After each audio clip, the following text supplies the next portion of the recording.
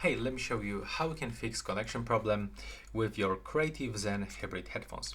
So first of all, on your device, in this case I'm using Android smartphone, I can highly recommend you to turn off the Bluetooth. Now grab your both earbuds and you have to turn them on. So you'll have to just click and hold this power button for a few seconds, and when this indicator lights up, it means that the device is turned on. Next, we'll have to use the two buttons combination.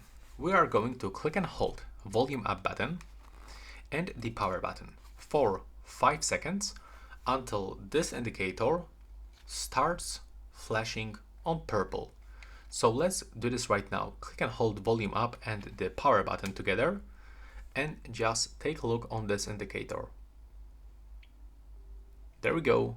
Now we can release both buttons and we perform the hard reset, and as you can see now, this headset is actually in the pairing mode because it's blinking blue and the red quickly. So now when you turn on Bluetooth back on your device and take a look for available devices, in my case I'm just gonna get rid of this previously connection. Now I can perform the scanning one more time.